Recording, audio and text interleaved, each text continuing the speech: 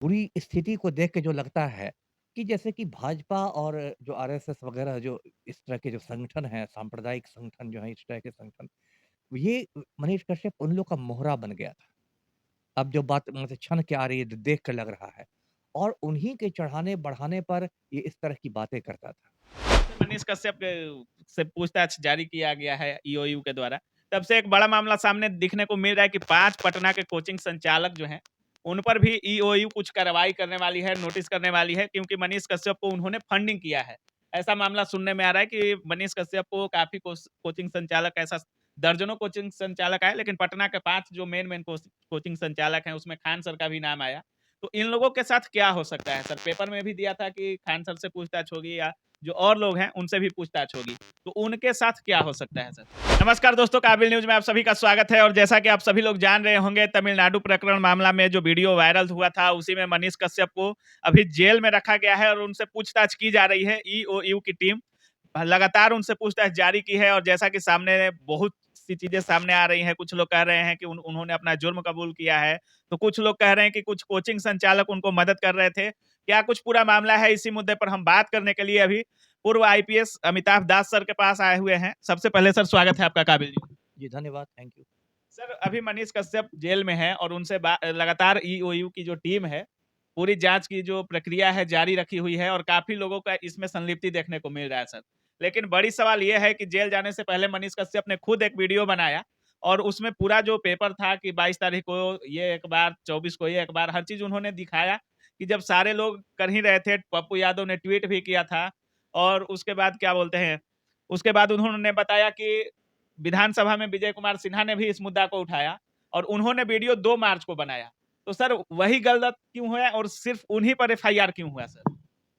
नहीं देखिए, जो एफआईआर हुआ है वो मेन जो पुलिस का कहना है कि एक फर्ज़ी वीडियो बनाया गया था।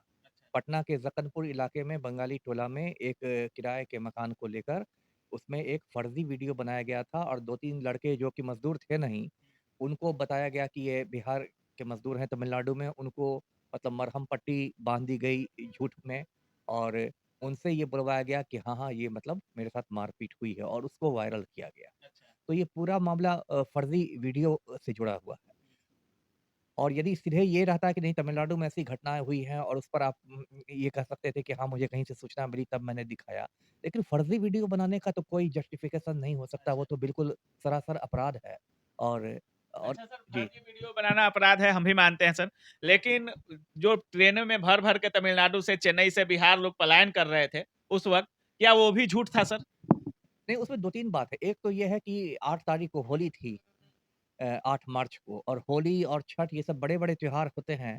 तो त्योहारों के मौके पर ऐसे भी बहुत बहुत मज़दूर आते हैं, अपने गाँव में आते हैं। जैसे आप छठ के मौके पर भी देखते होंगे, लोग आते हैं, उसको पलायन आप नहीं कह सकते हैं। त्योहारों में यदि कोई बिहारी मज़दूर तमिलनाडु में गया है रोज़ी कमाने और त्योहार में होली या छठ में वो अपने गाँव आ जाता है, अपनी बीवी-बच्चों के पास, तो उसको पलायन नहीं कर सकते। एक तो ये बात है। आप समय देखिए, ये जब मार्च के फर्स्ट वीक में हाँ जब सर। ये अ, हुआ था, ये काफ़ी वायरल हुआ सर था। पलायन नहीं बोल सकते हैं, जो आ रहे थे भर-भर के ट्रेनें, लगातार लोग, इतना लोग आए वहाँ से बोरिया बिस्तर अपना लेकर कि अब नहीं जाना है वहाँ कमाने। तमाम वीडियो भी सामने आई जिसमें लोग बोल भी रहे थे कि हाँ, कुछ ऐसा हुआ है तमिलनाडु में। लेकिन सरासर सिर्फ मनीष कश्यप को ही दोषी क्यों माना जा रहा है सर? नहीं, नहीं, दोषी देखिए मनीष कश्यप मेन रूप से इससे दोषी है, मैं पूरी बात आपको बताता हूँ। एक तो है कि एक बार जब आपने वीडियो वायरल कर दिया, फर्ज़ी वीडियो भी मान लीजिए आपने वायरल कर दिया, तो उससे क्या होता है कि एक माहौल बन जाता है और आप जानते हैं कि अफ़वाहें भी बहुत तेज़ी से उड़ती हैं। बिल्कुल सर। एक जो कम पढ़ा-लिखा अंगूठा-छाप मज़दूर है, उससे तो आप इतनी उम्मीद नहीं कर सकते कि वो एक-एक वीडियो को सत्यापित करेगा, वो कोई साइबर सेल तो नहीं चला रहा है ना? तो बहुत तेज़ी से अफ़वाहें भी उड़ती हैं, एक माहौल उस समय ऐसा बन गया था, लग रहा था कि बहुत कुछ हो रहा है। तो बहुत लोग अफ़वाह सुन के भी हो सकता है उनके घरवालों ने यहाँ से आजकल तो सबके पास मोबाइल है, मोबाइल पर कहना शुरू किया हो कि भई आ जाओ वहाँ कुछ खतरा है। देखिए, मैं आपको मनीष कश्यप के बारे में कोई व्यक्तिगत दुश्मनी मेरी मनीष कश्यप से नहीं है, लेकिन जो कुछ उसने किया है, उसको मैं बिल्कुल गलत मानता हूँ। कैसे गलत मानता हूँ, वो मैं बता रहा हूँ। देखिए, ये थोड़ा मुझे शातिर आदमी लगता है मनीष कश्यप। अब ये बात आ रही है कि मनीष कश्यप इसका असली नाम भी नहीं है। इसका असली नाम है त्रिपुरारी तिवारी। तो ये बात भी संदेह पैदा करता है कि कोई त्रिपुरारी तिवारी नाम का व्यक्ति अचानक मनीष कश्यप क्यों बन जाएगा, है ना?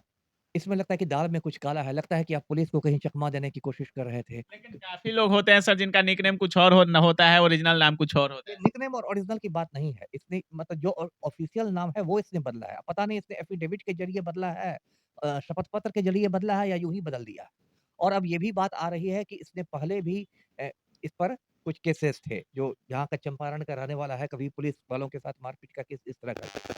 ये देखिए एक बड़ी गलती इसकी है, मतलब जो संदेह पैदा करती है। दूसरी गलती क्या है कि इस व्यक्ति ने चाहे तो आपको पत्रकारिता करनी चाहिए, चाहे तो आप राजनीति कीजिए, दोनों का आप घाल-मेल कर दीजिएगा। अब ये व्यक्ति चनपटिया से चुनाव भी लड़ चुका है। निर्दलीय प्रत्याशी था, चनपटिया से इसने चुनाव लड़ा था, कुछ हज़ार वोट भी मिले थे। और अभी भी जैसा ऐसा लगता है कि इसका कुछ इसकी राजनीतिक महत्वाकांक्षा है ना? तो राजनीतिक महत्वाकांक्षा में जब आप पत्रकारिता में राजनीति का तड़का लगा देते हैं, तो फिर ये गलत हो जाता है। आपको पत्रकारिता करनी है, आप निष्पक्ष कीजिए, उसमें राजनीति का तड़का मत लगा दीजिए, अपना एजेंडा नहीं चलाओ कीजिए। फिर काफ़ी एक लोग जी। ऐसा भी बोल रहे हैं सर कि जब वो उन पर एफआईआर हो गया, तो हर कुछ करना चाहिए था, लीगली करना चाहिए था, लेकिन जो तेजस्वी यादव को उन्होंने ललकारा, ये नहीं करना चाहिए था। इसको आप कैसा मानते हैं सर? और जो उन पर हो रहा है, क्या किसी राजनीतिक दबाव की वजह से हो रहा है क्या ये सब? देखिए, मैं फिर बात पर आ रहा हूँ। ये जो है मनीष कश्यप, इसने 2-4 साल पहले पटना में ही कश्मीरी दुकानदार आए थे गर्म कपड़े बेचने ठंडा के मौसम में, उसके साथ भी इसने जाके मारपीट कर दी थी। अब ये इसको आप कहीं से पत्रकारिता नहीं कर सकते, ये विशुद्ध गुंडागर्दी है ना? सारे कश्मीरी तो आतंकवादी नहीं होते हैं। यदि कोई गरीब कश्मीरी आया है, रोज़ी-रोटी कमाने में बिहार आया है, जैसे बिहार के लोग तमिलनाडु जाते हैं, ऐसे कश्मीर का आदमी बिहार आया है और आप जाके उसके साथ मारपीट कर दीजिएगा, तो ये तो सरासर गुंडागर्दी है ना? और पूरी स्थिति को देख के जो लगता है कि जैसे कि भाजपा और जो आरएसएस वगैरह जो इस तरह के जो संगठन हैं, सांप्रदायिक संगठन जो हैं, इस तरह के संगठन, ये मनीष कश्यप उन लोग का मोहरा बन गया था। अब जो बात मुझे छन के आ रही है, जो देख कर लग रहा है और उन्हीं के चढ़ाने-बढ़ाने पर ये इस तरह की बातें करता था, है ना? कुछ तो 180 दिन में सरकार गिराने की भी बात कही। उसके पहले ये शाहरुख खान को भी कटोरा पकड़ा रहे थे। है ना? मनीष कश्यप के ऐसे-ऐसे वीडियो हैं कि हम लोग पठान मूवी का बॉयकॉट करा देंगे, तो शाहरुख खान बंगला बेच देगा, तो शाहरुख खान कटोरा पकड़ लेगा, तो शाहरुख खान भीख माँगने लगेगा। अरे! ये छोटे मुँह बड़ी बात है। पठान फ़िल्म रिलीज़ भी हो गई, उसने 1000 करोड़ की कमाई भी कर ली। आप जेल की हवा खा रहे हैं। तो आप शाहरुख खान को क्यों सिर्फ़ मुस्लिम है, इसलिए उसको आप ललकारने निकल गए। है ना? फिर अब इसमें कह रहा है कि हम 180 दिन में आपकी सरकार गिरा देंगे। तो लगता है कि जैसे कि भाजपाइयों की इसको शाह मिली हुई हो, है ना? और जब इसके वीडियो हुए तो विधानमंडल में सबसे ज़्यादा राम भक्तों ने ही हंगामा किया, है ना? इसको लेकर, जो विपक्ष में जो राम भक्त बैठे हुए हैं विधानसभा में। तो ऐसा लग रहा है जैसे कि ये कहीं न कहीं मनीष कश्यप जो था वो भाजपा का, आरएसएस का मोहरा बन के काम कर रहा था। और उसके बाद इसके ऐसे वीडियोज़ भी वायरल हो रहे हैं जिसमें ये गांधी जी के बारे में भद्दी-भद्दी बातें कर रहा है ना? तो इस टाइप की बहुत सारी चीज़ें आ रही हैं, यहाँ तक कि लेकिन सर तमाम गलतियों को देखते हुए एक एक चीज़ और हम लोगों को देखना चाहिए सर, कि तमाम वैसे गरीब मज़दूर हो गए, चाहे गरीब हो गए, छात्र हो गए या अन्य मुद्दा हो गए, जहाँ भी मनीष कश्यप को लगा कि हमको मदद करना चाहिए आर्थिक रूप से या जिस तरह से भी उन्होंने किया, सहायता बहुत लोगों को किया है सर, तमाम लोगों का आँसू पोंछने का भी काम किया है मनीष कश्यप ने। तो सीधा एक गलती की वजह से सारी उनकी अच्छाइयों को भी तोप देना अच्छी बात नहीं है सर लगता है। नहीं, नहीं, मैं ये नहीं कह रहा कि उसने मतलब कुछ वो मुझे जानकारी नहीं है उसने किसकी मदद की, क्या मदद नहीं। इस प्रकरण की मैं बात कर रहा हूँ। मैं पूरा मनीष कश्यप का यहाँ पर पूरा मैं उस पर कोई पीएचडी नहीं कर रहा हूँ। मैं इस प्रकरण की बात कर रहा हूँ कि ये पूरा प्रकरण में ये लग रहा है कि इसने भाजपा आरएसएस की शाह पर आके तेजस्वी यादव को टारगेट करने के लिए एक फर्जी वीडियो बनाया, अच्छा। है ना? और इसका कोई भी जस्टिफिकेशन नहीं है। ये बिल्कुल मतलब सरासर ये गलत है। सुनने में ये भी आ रहा है कि इन पर आरोप लगा है कि कुछ लोगों के बहकावे में आकर सरकार गिराने की साजिश की गई है इनके द्वारा। अब देखिए सरकार गिराने की तो औकात मनीष कश्यप में है, ये तो मैं नहीं मानता। भई भले आप बड़बोले हैं, आप तो शाहरुख खान को भी हाँ। भिखारी बनवा रहे थे। ये तो बड़बोलापन हुआ कि अब मैं स अब कल मनीष कश्यप कहेंगे कि मैं तो अमेरिका का राष्ट्रपति बदल दूँगा, मैं तो यूक्रेन की लड़ाई रुकवा दूँगा। तो ये तो छोटे बिल्कुल, मुँह बड़ी बिल्कुल। बात वाली बात है, ये सब नहीं है। हाँ, ये मैं कह रहा हूँ कि भाजपा ने इसको एक मोहरा के, क्योंकि इसका यूट्यूब के बहुत सब्सक्राइबर्स हैं, बहुत लोग देखते हैं, तो भाजपा ने इसको एक मोहरा के रूप में इस्तेमाल किया। देखिए भाजपा और आरएसएस का चरित्र समझिए, ये लोग पूरे हिंदुस्तान में लंपट लोगों को खोजते रहते हैं, बीजेपी, आरएसएस वाले। और जो लगता है कि बहुत भारी लंपट है, उसको ये लोग हीरो बनाने लगते हैं। जैसे अभी एक बागेश्वर बाबा का नाम आपने सुना होगा, मध्य प्रदेश का बागेश्वर बाबा है, वो भी ढोंगी महाराज ही है, अंट-शंट बोलता है। उसको भी भाजपा वाले एकदम, जो गोदी मीडिया के भाजपाई चैनल सब हैं, वो बिल्कुल मतलब बहुत बड़ा हीरो की तरह, नायक की तरह सर, उभारने पर लगे हैं। मुद्दे पे जी। आते हैं सर एक और चीज़, आप सिस्टम में रहे हैं सर, काफ़ी अच्छा सेवा देते हैं, आपका नाम काफ़ी साफ-सुथरा रहा है। एक चीज़ और है सर, क्या हो सकता है अब मनीष कश्यप के साथ? कौन-कौन सी धाराएँ लग सकती हैं? कितना दिन के बाद उनको बेल मिल सकता है? क्या कुछ हो सकता है सर? उस पर थोड़ा फ़ोकस कर दीजिए। देखिए, बेल तो मिल ही जाएगा, भले लोअर कोर्ट से खारिज हो जाए। देखिए, बेल मिलने की एक प्रक्रिया होती है ना? मैं दर्शकों को बताता हूँ, बेल मिलने की एक प्रक्रिया है। अब मनीष कश्यप का जो भी वकील होगा, वो बेल के लिए अप्लाई करेगा, ज़मानत याचिका दायर करेगा, तो सीधे बेल नहीं दे देता है कोर्ट। कोर्ट क्या करेगा कि जो केस हुआ है ईओयू में, आर्थिक अपराध इकाई में जो केस हुआ है, कोर्ट उसका केस डायरी माँगेगा, है ना? आईओ जो होता है, कांड का जो अनुसंधानकर्ता होता है, वो केस डायरी लिखता है। तो कोर्ट वो केस डायरी माँगेगा, वो केस डायरी जाएगी कोर्ट के सामने। फिर कोर्ट में भी जो भी रहेंगे, जज रहेंगे, वो उसको देखकर ये नतीजा पर पहुँचेंगे कि इसके खिलाफ कितने पुख्ता सबूत हैं। मतलब सबूत ऐसे छिछले सबूत हैं कि पुख्ता सबूत हैं, कितनी गंभीर बातें हैं, ये सब का मतलब एक तरह की समीक्षा की जाएगी। और उसके आधार पर चूँकि ये थोड़ा हाइलाइटेड मामला है, 2 राज्यों से संबंधित मामला हो गया है। बिहार भी इसमें है, तमिलनाडु भी घुसा हुआ है, तमिलनाडु पुलिस भी आई थी। तो इसमें जो मेरा अपना जो आकलन है, मेरी जो समझ है कि इसमें लोअर कोर्ट से इसको बेल रिजेक्ट हो जाएगा। पूरी संभावना है। जिससे पहले अग्रिम जमानत याचिका भी इसकी खारिज हो चुकी थी। इसलिए इसको सरेंडर करना पड़ा।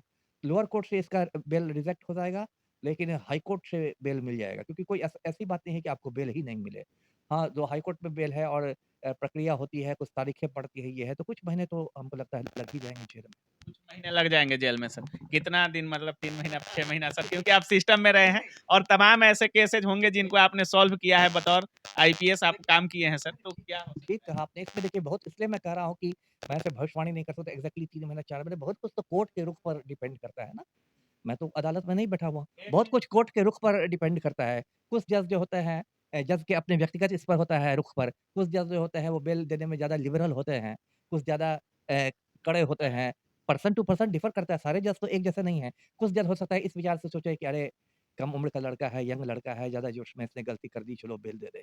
कुछ को लगे कुछ हो सकता है जज बोले कि नहीं ये तो किसी पार्टी का मोहरा बन के काम कर रहा था, बहुत गड़बड़ कर रहा था।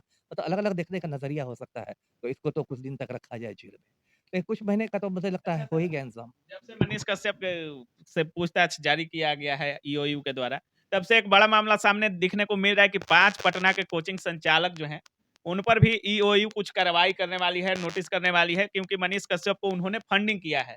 ऐसा मामला सुनने में आ रहा है कि मनीष कश्यप को काफ़ी कोचिंग संचालक ऐसा दर्जनों कोचिंग संचालक आए, लेकिन पटना के 5 जो मेन कोचिंग संचालक हैं, उसमें खान सर का भी नाम आया। तो इन लोगों के साथ क्या हो सकता है सर? पेपर में भी दिया था कि खान सर से पूछताछ होगी या जो और लोग हैं उनसे भी पूछताछ होगी। तो उनके साथ क्या हो सकता है सर? देखिए, जो मीडिया के थ्रू मुझे मालूम हुआ है कि मनीष कश्यप के घर पर जो पुलिस ने तलाशी ली, इसके ऑफ़िस में जो संस्थक का जो कार्यालय है, तो कुछ डायरी-वायरी मिली और उसमें कुछ पैसों का लेखा-जोखा है, पैसा लेन-देन की बात है। और उसी के आधार पर पुलिस ने 5 जो आप कह रहे हैं कोचिंग इंस्टीट्यूट वालों को नोटिस भेजा।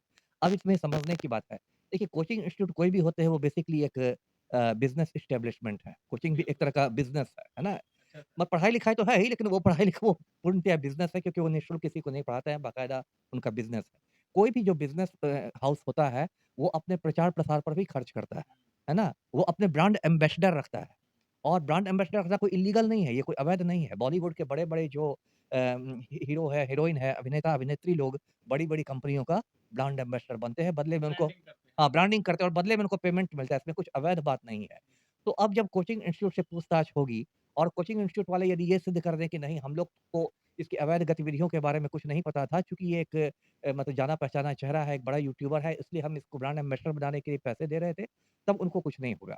हाँ, यदि ये बात सामने आ जाती है कि इसने जो अवैध गतिविधियाँ की, मान लीजिए फर्ज़ी वीडियो बनाया, ये किया, वो किया, इन अवैध गतिविधियों में भी कोचिंग संस्थानों की संलिप्तता थी, तब उन संचालकों की मुश्किलें बढ़ेंगी क्योंकि तब वो भी षड्यंत्र में शामिल हो जाएँगे। जो आईपीसी की धारा है 120 बी आपराधिक षड्यंत्र, वो धारा उन पर कोचिंग संचालकों पर लग जाएगी।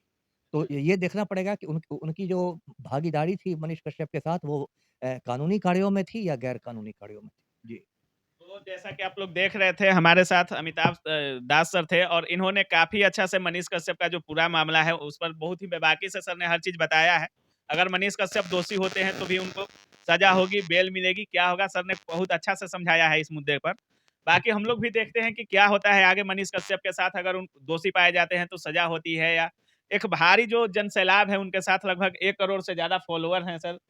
यूट्यूब के उनके लगभग पूरे चैनल को मिलाकर लगभग 1 करोड़ से भी ज़्यादा उनके फॉलोवर्स हैं और चाहने वाले हैं। तो क्या कुछ होता है आगे आगे मामला हम पूरी अपडेट आपको देते रहेंगे। आप लोग देख रहे थे काबिल न्यूज़। जय हिंद। बहुत-बहुत धन्यवाद सर। आपका